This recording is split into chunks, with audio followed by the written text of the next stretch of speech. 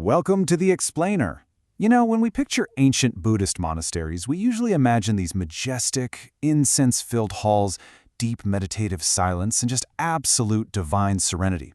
But behind that majestic backdrop of Pure Land imagery, the reality of daily life was actually surprisingly gritty, pretty chaotic, and honestly, incredibly relatable. Today, we are going to translate some seriously complex ancient precepts into highly actionable modern codes of conduct and ethical guidelines. We're going to see how these ancient rules were essentially the world's very first comprehensive guide to HR and roommate etiquette. So, how exactly can 2,500-year-old monastic laws solve your modern workplace drama? It's a bold question, right? But the truth is, the path to spiritual enlightenment was actually paved with incredibly mundane human problems. We're talking about snoring roommates, shoddy construction work, office gossip, and colleagues who just absolutely refuse to clean up after themselves. Human nature hasn't really changed in 2.5 millennia. And as we'll see today, the solutions designed by the Buddha to manage a massive community of diverse people map perfectly onto our modern offices and shared living spaces. But before we get into the really practical, everyday rules of the ancient world, let's set our philosophical foundation. This beautiful quote on screen is the Kumara verse, famously recited in our source text by a monk named Panthetica. It sounds incredibly elevated, doesn't it? Constantly keep mindfulness present. But what we are going to see today is that mindfulness didn't just mean sitting quietly in a corner with your eyes closed. It actually meant being acutely, practically aware of how your actions, your speech, and your messes affected the people around you. Here is our roadmap for today's explainer. We are going to cover 1. Respecting shared communal spaces. 2. Emotional control and conflict. 3. Professional ethics and boundaries. 4. Mindfulness and environmental awareness. And 5. Modern daily conduct codes. Let's dive right into Section 1, Respecting Shared Communal Spaces. What's really fascinating here is the specific incident that actually triggered this rule. According to the text, 2 visiting monks arrived at a monastery, used the communal beds and grass mats, and when they left the next day, they just left everything out, just completely bailed. Because of their negligence, bugs infested the grass mats, ate through the bed frames, the ropes, the pillows, and eventually nested in the walls to literally bite the other monks. The Buddha himself actually had to walk through the dorms with a door hook, found the mess, and personally cleaned it up before gathering everyone to lay down a strict rule. If you use shared property, you clean it up and put it away, or you face disciplinary action. Today, that's the exact equivalent of leaving your dirty dishes in the office break room sink. Respect shared resources and clean up after yourself. And this brilliantly brings us to another aspect of communal living.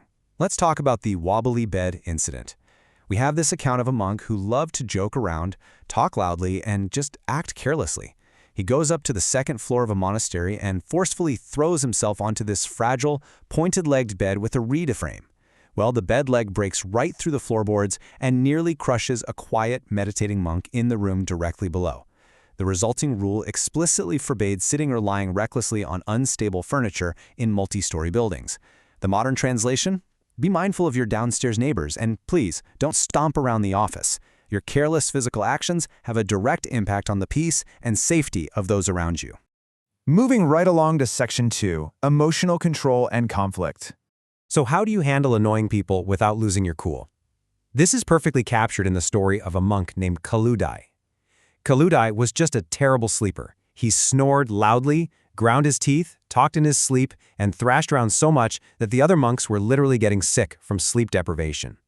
And their reaction? They maliciously tried to block him from his assigned sleeping spot. In another very similar incident involving lazy monks, a group actually forcefully dragged annoying individuals out of their rooms, causing actual physical injuries. The Buddha heavily reprimanded this. He ruled that no matter how annoying a colleague or roommate is, passive-aggressive retaliation and physical force are completely forbidden. The mindful approach requires patience and non-retaliation. It translates directly to modern HR policies. You absolutely cannot aggressively force out a coworker just because their habits irritate you. Now, throughout these stories, the text repeatedly uses a very specific disciplinary term, pietika. I want to briefly define this so we really understand the gravity of these rules.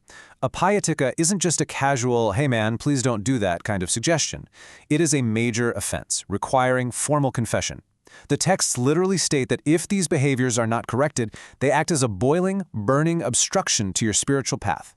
In modern corporate terms, these are serious formal write-ups. The ancients understood that small, toxic behavioral lapses, like being petty with a roommate, fundamentally corrupt both your personal and your professional growth. All right, Section 3, Professional Ethics and Boundaries. Believe it or not, the ancients actually created a strict HR promotion checklist. The source text dedicates a massive amount of space to how monks should interact with and teach nuns, focusing heavily on optics, safety, and reputation. Because some arrogant, uneducated monks were abusing their positions to essentially just go flirt, gossip, and waste the nuns' time, the Buddha implemented a strict qualification system. To be appointed as a teacher, you had to pass 5 distinct steps. You had to be over 20, have a flawless record of keeping the precepts, be highly knowledgeable of the texts, speak eloquently, and have absolutely zero history of inappropriate conduct. They made sure that only the most qualified, professional individuals held positions of authority over vulnerable groups. That right there is a cornerstone of modern professional ethics. And even if you were perfectly qualified, your time management and public optics were strictly enforced. Take the story of Nanda. Nanda was a brilliant teacher, so engaging that the nuns just didn't want him to stop, so he lost track of time and taught them all the way until sunset. Because of this, the nuns couldn't make it back into the walled city before the gates locked for the night. They literally had to sleep in trenches and by the city wells. The next morning, the gatekeepers and townspeople started horrible rumors, assuming these religious figures were sneaking out for illicit nighttime activities. It was a massive PR disaster. The resulting rule? An absolute hard curfew on teaching at sunset. Today, this translates perfectly to maintaining strict professional hours and avoiding any situation that could breed office gossip or compromise public trust. We see a very similar logic applied to travel. The ancient rule explicitly banned monks and nuns from making plans to travel together casually from village to village. Why? Simply because the public optics were terrible. People would see them and immediately assume they were having a secret affair, damaging the reputation of the entire community. The texts note this rule was only lifted if the road was highly dangerous and filled with thieves, requiring safety in numbers. By setting clear travel and interaction boundaries, they prevented slander before it could even start. In a modern context, this teaches us to proactively manage our professional boundaries and avoid even the appearance of conflicts of interest. Which brings us to Section 4, Mindfulness and Environmental Awareness. Believe it or not, these ancient texts also governed interactions with the physical environment and sustainable labor practices. We have this fascinating story about a monk named Channa. Channa was doing some construction work and carelessly used water that he absolutely knew was visibly infested with small insects to mix his mud and water the grass. The other monks were horrified. They told him he lacked any compassion for living creatures. The Buddha actually established a Payatika offense for knowingly using bug-infested water. Think about the profound empathy in that rule. Translating this to modern conduct, it's a direct mandate for environmentally conscious practices.